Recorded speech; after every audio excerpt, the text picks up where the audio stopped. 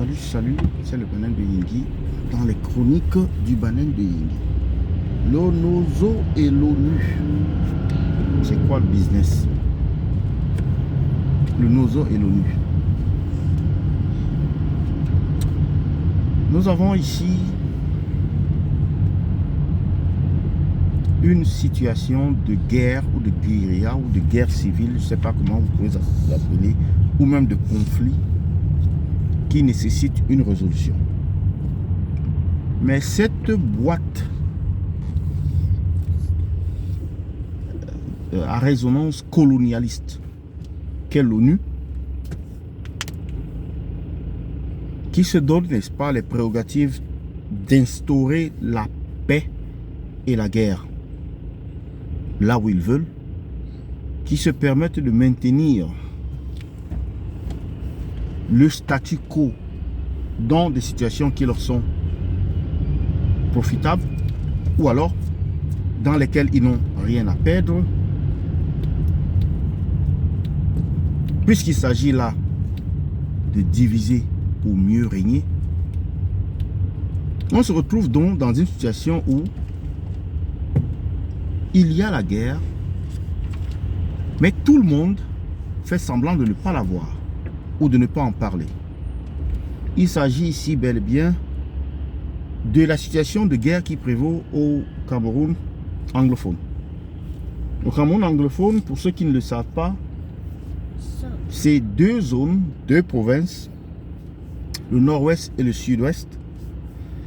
Des provinces qui, pendant le règne colonial, ont été attribuées à l'Angleterre et après les indépendances ont été rétrocédées au Cameroun. Ces provinces naturellement s'expriment en anglais. Alors c'est quoi le problème?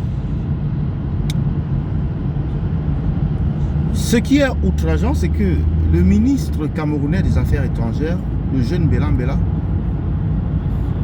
était aux Nations Unies lors de la 71e ou 72e session des Nations Unies de l'ONU. Et il a fait un discours vide de sens. Un discours qui consistait à décrire, n'est-ce pas, un pays fictif qu'il a osé appeler Cameroun. Et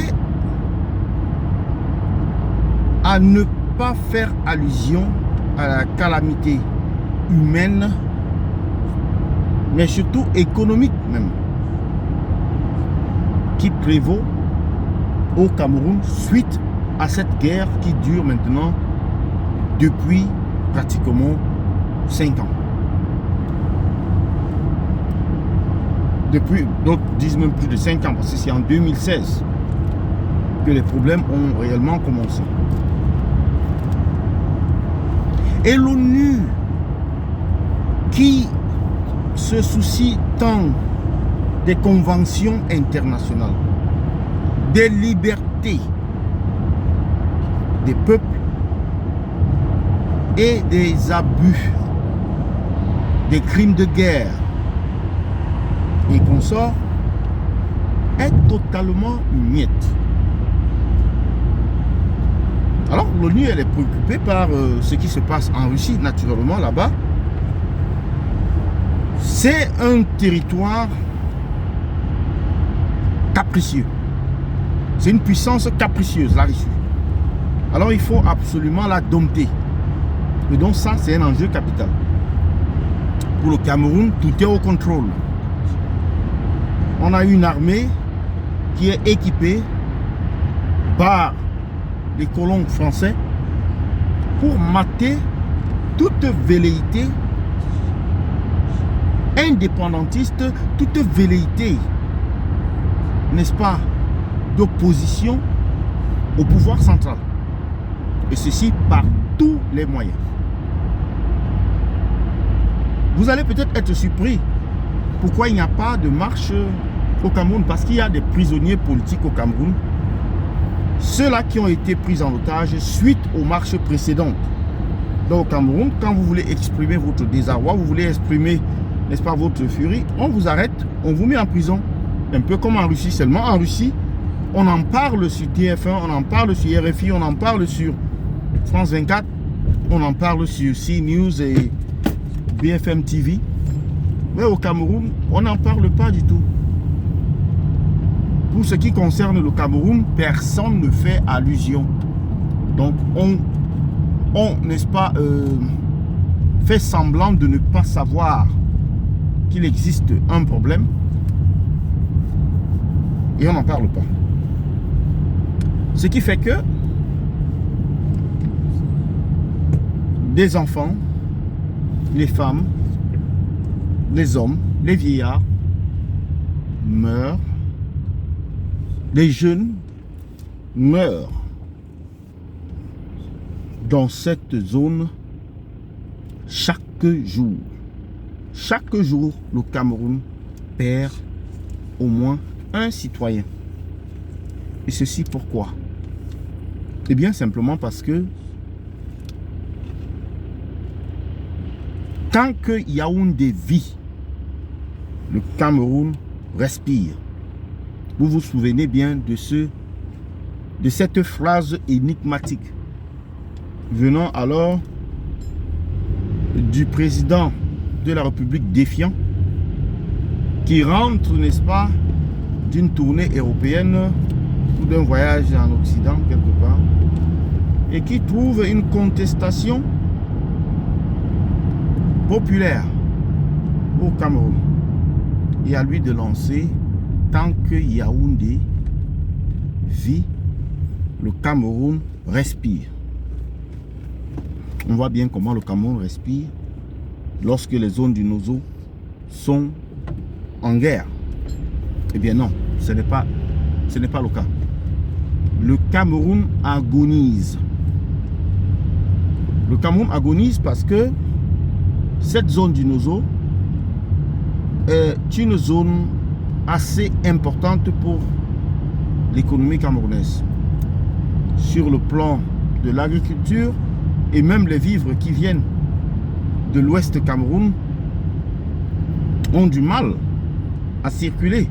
Les gens ont dû, n'est-ce pas, faire des détours pour sortir avec des vivres. Et maintenant, la marchandise qui vient du Nigeria, elle également est obligée de faire des détours parce que il y a des problèmes de sécurité, n'est-ce pas, au niveau du Nozo. La conséquence immédiate, c'est que la marchandise coûte 2 fois plus cher, 3 fois plus cher. Et c'est les Camerounais qui payent les pots cassés. En ce qui concerne la Sonara, qui est, n'est-ce pas, la Société nationale de raffinerie du Cameroun, elle n'a pas fait de bons chiffres depuis pratiquement 4 ans. Et mais plus principalement, il y a, je pense, 3 ans, 2 ans à 3 ans, que la raffinerie il y a eu incendie. On ne sait pas trop ce qui s'est passé, ce qui s'était passé, mais cela n'a jamais été remédié ou réparé. Conséquence, le carburant qui devrait être raffiné là-bas est maintenant importé. Donc, et c'est toujours le Camerounais qui paye beaucoup. Les projets, n'est-ce pas, de développement, la construction des routes, des écoles, des hôpitaux est, n'est-ce pas, bloqué partout sur le territoire national à cause de cette guerre. Parce qu'il faut financer la guerre. L'effort de guerre, c'est des milliards. Il faut financer la guerre. Maintenant, il faut dire que il y a des personnes, autant dans le camp des rebelles ou des indépendantistes ou des sécessionnistes, que dans le camp du gouvernement, il y a des gens qui tiennent à ce que cette guerre perdure, qui n'aimeraient pas qu'il y ait une fin à cette guerre et qui font tout le nécessaire pour, n'est-ce pas, continuer à faire leur business pendant que les Camerounais meurent. Donc, la conclusion ici, c'est que le peuple camerounais doit prendre conscience de la situation. Ce qui arrive là-bas au Nozo peut se produire ailleurs. Oui, ça peut se produire au nord. Oui, ça peut se produire au nord, tout comme ça peut se produire à l'ouest. Et pourquoi pas au sud.